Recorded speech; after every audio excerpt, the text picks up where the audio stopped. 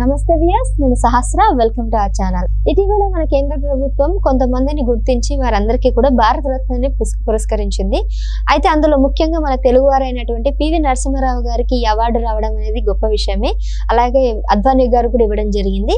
ఇదంతా ఒక రకంగా సంతోషకరమైన విషయమే. కానీ ఇంకో బాధాకరమైన విషయం ఏంటంటే తెలుగువారైనటువంటి సీనియర్ రామారావు గారిని ఎలా మర్చిపోయారు, ఆయనకి ఎందుకు భారత రత్న ఇవ్వలేదని చెప్పేసి కొంతమంది ఆందోళన వ్యక్తం చేస్తున్నారు. మరి ఇటువంటి అంశాల మీద మనతో పాటు ఉన్నారు సీనియర్ జర్నలిస్ట్ హేమసుందర్ గారు. వారితో మాట్లాడదాం. నమస్తే అండి. నమస్తే సార్, ఫస్ట్ అయితే మన పివి నరసింహారావు గారికి అవార్డు రావడం అనేది మీకు ఎలా అనిపిస్తుంది? నిజంగా ఆయన బహుభాషా కోవిదుడు.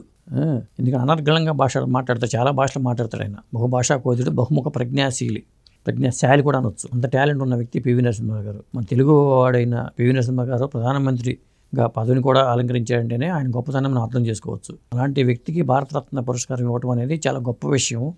ఆయన అర్హుడు కూడా. అంటే అనర్హులకి అసలు ఎవరు అత్యున్నత పురస్కారం. ఈ భారతరత్న ఇచ్చేటప్పుడు చాలా రకాల లెక్కలు ఉంటాయి. అందరికీ ఎవరు ఇవి ప్రభుత్వ పురస్కారాలు, పద్మ పురస్కారాలన్నీ ఉంటాయి కదా. పద్మ పురస్కారాల్లో అత్యున్నతమైన పురస్కారం చెప్పాలంటే భారతరత్న. అది మన దేశ గౌరవానికి అత్యున్నతమైన పురస్కారంగా చెప్పవచ్చు. అది చాలా ప్రతిష్టాత్మకమైన వ్యక్తులకు మాత్రమే భారతరత్న ఇస్తారు. ఎవరికి పడితే వాళ్ళకి భారతరత్న ఎవరు. సచిన్ టెండూల్కర్కి ఇచ్చారు గతంలో, మనం చూసాం. అంటే యంగ్ వయసులో ఇచ్చిన వ్యక్తికి ఇచ్చిన అవార్డుగా మనం చెప్పొచ్చు. అంత చిన్న వయసులోనే భారతరత్న రావడం అనేది సచిన్ టెండూల్కర్కి అది గొప్ప విషయం. తాజాగా ఏంటంటే పివి నరసింహ గారికి ప్రకటించారు మొన్ననే. ఆయనతో పాటు అక్కడ అంతకుముందేమో ఎల్కే అద్వానీకి ఇచ్చారు. చెప్పాలంటే నిజంగా వీళ్ళిద్దరికీ కూడా అర్హులు. భారతరత్న ఎప్పుడూ ఇవ్వాలి చెప్పాలంటే. అండ్ ఇంకొకటి, సౌత్ ఇండియా నుంచి తెలుగు వారిలో ఇప్పటి వరకు కూడా ఒకరు ప్రధానమంత్రి ఎవరైనా ఉన్నారు అని అంటే పివి నరసింహారావు గారు. అయితే ఆ స్థాయికి నెక్స్ట్ వెళ్ళదగ్గే వ్యక్తి ఎవరంటే సీనియర్ రామారావు గారు అన్నారు. కానీ అనుకోని కొన్ని కారణాల వల్ల ఆయన మరణించడం, తర్వాత ఆయనకి ఇంకా ఎల్కే అద్వానీ గురించి చెప్తా. ఎల్కే అద్వానీ గారికి అవార్డును భారతరత్న ఇవ్వడం మీద ఇవాళ బీజేపీ ఈ స్థాయిలో ఉందంటే అద్వానీ కారణం. ఎల్కే అద్వానీ గారు భారతరత్న ఇచ్చారు.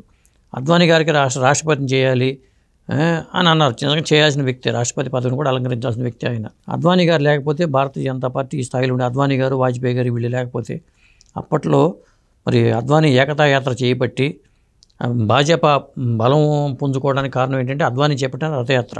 ఇవాళ ఆయన చేపట్టిన రథయాత్ర ఇవాళ రామ మందిరంగా రూపుదిద్దుకొని అయోధ్యలో ఆ ఫలితమే ఇవన్నీ, ఆయన ఫలాలు ఇవన్నీ. అద్వానీని బీజేపీ పక్కన పెట్టింది అంటలేదు కదా. ఇవాళ పట్టం కట్టిందని చెప్పాలి. ఆయన పక్కన పెట్టలేదు, పట్టం కట్టింది. భారతరత్న ఇచ్చి పట్టం కట్టింది. ఖచ్చితంగా ఈ వయసులో ఆయనకి నిజంగా దక్కాల్సిన గౌరవమే అద్వానీ విషయంలో. ఇక మీరు అడిగారు ఎన్టీ రామారావు గారికి ఎందుకు ఇవ్వలేదు అనేది. ఎన్టీ రామారావు గారికి ఆల్రెడీ ఇచ్చినట్టే, కానీ అది రిజర్వ్ చేసి ఉంచారు, అటు పెట్టి ఉంచారు. కొన్ని కారణాలు, కొన్ని అనుకోని పరిస్థితుల వల్ల సరైన సమయంలో సరైన రీతిలో ఎన్టీ రామారావు గారికి గౌరవం దక్కుతుందని నేను భావిస్తున్నాను. అది ఆ గౌరవం ఖచ్చితంగా రిజర్వ్ చేసి ఉంచినట్టే. ఎందుకంటే మరణానంతరం కూడా భారతరత్న ఇస్తూ ఉంటారు కదా. పివి నరసింహ గారికి మరణానంతరం ఇచ్చిన వాళ్ళు పివి నరసింహ గారు ఉన్నారు, బతికున్న వాళ్ళలో అద్వానీ గారు ఉన్నారు. అలాగే ఎన్టీ రామారావు గారికి కూడా ఖచ్చితంగా వస్తుంది, టైం పడుతుంది. ఈ విషయమే కొంతమంది అడిగితే, అంటే యాక్చువల్గా కాయిన్ మీద ఆయన ముద్రించారు, ఆయన బొమ్మ అని చెప్పేసి అలా మాట దాచిపెట్టేశారు. మీకు ఐడియా ఉందా? కాయిన్స్ వేశారు కదా ఈ మధ్యన. అది కాదు, అదేమని కాదు, కానీ ఎన్టీ రామారావు గారికి ఇస్తారు. టైం కోసం వెయిట్ చేయాలి అంతే. ఖచ్చితంగా ఎన్టీ రామారావు గారికి భారతరత్న వస్తుంది, వచ్చి తీరుతుంది. అది ఎప్పటికైనా సరే కన్ఫర్మ్. సో మొత్తానికైతే ఎట్టి పరిస్థితుల్లో భారతరత్న అనేది యాక్చువల్గా మన తెలుగు వాళ్ళందరూ డిమాండ్ చేస్తున్నారు. సో త్వరగా రావాలని కూడా మనం కోరుకుందాం సార్. సో ఇదండి. సో భారతరత్న అనేది నిజంగా ఒక అత్యుత్తమైనటువంటి పురస్కారం. సో అర్హులైన వారికి ఖచ్చితంగా అది వరిస్తుంది. కాకపోతే ముందు వెనుక అన్నట్టుగా కాస్త టైం పట్టొచ్చు. సో మనం కూడా మనస్ఫూర్తిగా కోరుకుందాం భారతరత్న సీనియర్ రామారావు గారికి త్వరలో రావాలని. ధన్యవాదాలు.